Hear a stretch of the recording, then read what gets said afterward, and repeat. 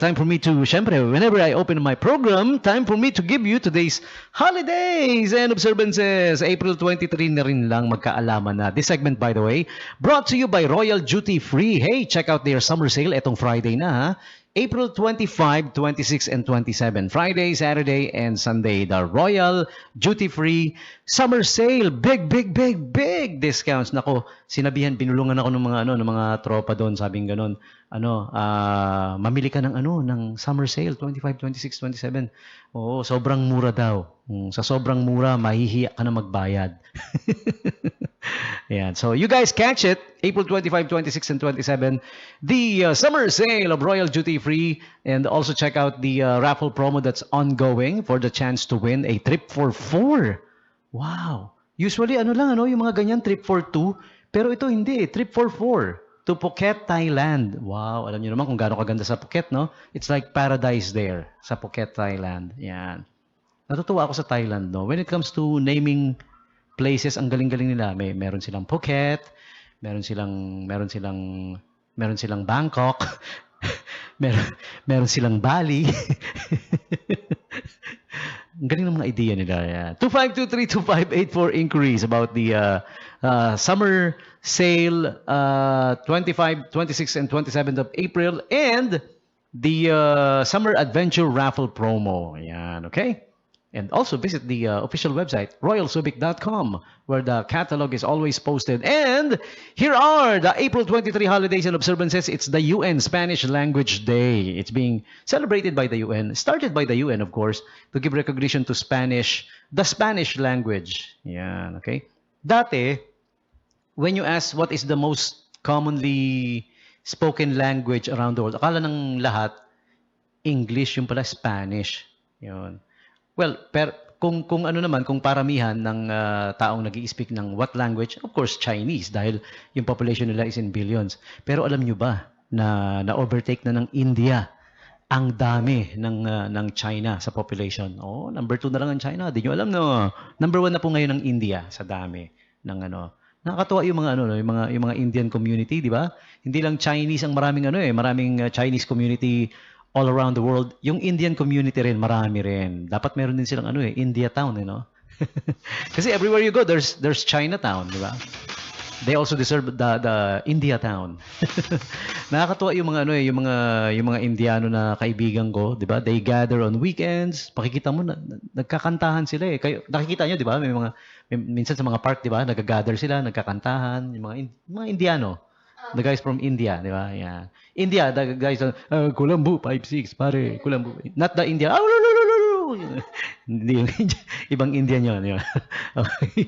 So, there you go. Nabanggit ko lang. Spanish Language Day today. Kasabay niya is the English Language Day. Ewan ko ba't nagkasabay, hindi ko alam. World Book Day, ang April 23, for those who loves books. Yeah.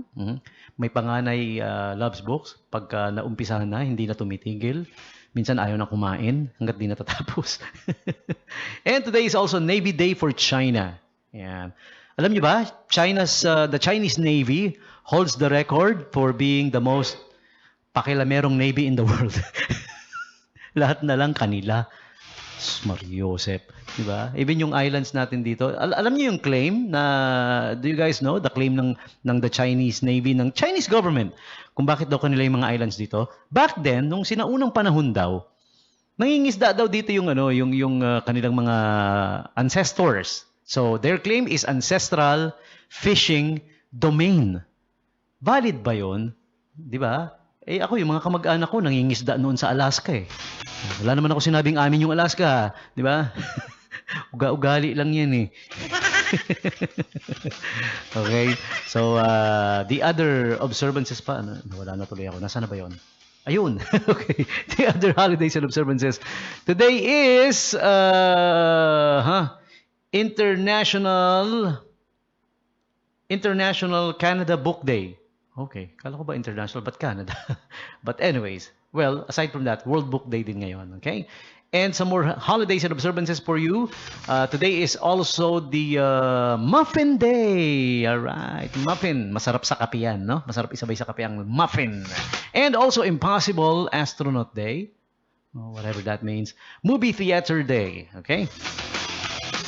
All right, so there you have it. Just some of today's holidays and observances.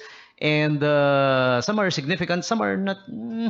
But anyways, here's the famous people naman celebrating their birthdays today. Find out who you're sharing your birthdays with. Celebrity birthday segments, April 23 birthday celebrants. This one's for you.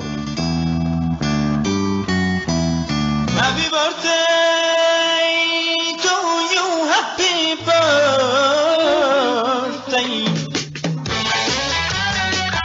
Happy birthday talaga, no? Birthday to you. Ayan, isa pa yung kumanta niyan, kasama pa rin yan sa yung mga kaibigan ko na sinasabi ko sa inyo kanina, yung mga member ng Indian community. Okay.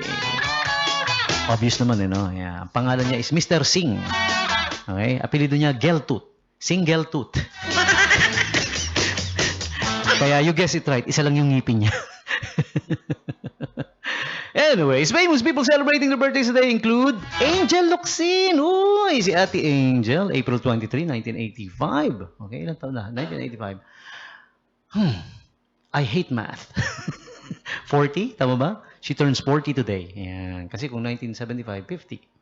Pero 1985, so, yeah, 40 today. You guys know she's from Bulacan and she's among the stars who portrayed the role of Darna. Okay. And also Lenny Robredo, April 23, 1964. Okay. The, ano ba, magiging next president ba natin to? Wala naman ako sinabi. Ano lang, tinatanong ko lang. So, Lenny Robredo, April 23, 1964. Happy birthday to you. At ang napakagaling na kompositor na si Kuya George Canseco. Is he still around? Because he was born April 23, 1934 pa, no? George Canseco, composer and singer. Yan. Sa kanya nagmula yung songs na You Give Me Hope, Winston Marlboro, minsan Philip Morris. Alam mo yung mga yun? Hope, Marlboro. Hindi na kayo familiar sa mga... Iba na yung mga brand ngayon na sikat no? Camel, ganyan. Yung mga sikat ngayon. Bituin Escalante is also a good singer. April 23, 1977. And next up we have si Kuya John Cena. You Can't See Me. Yan, of the WWE. Ayan, si Gigi Hadid turns 29 today. If I'm not mistaken, Gigi Hadid is the wife of Adam Levine, tama ba? Ng Maroon 5, the vocalist. Hindi ba siya? Ay, iba pala yun. Oh. Pero yung wife niya is also of Indian descent. Pareho sila, kaya naisip ko. Ano na name nun? Model din yun no? Just like Gigi Hadid. Yun, okay. Anyways, yun na nga.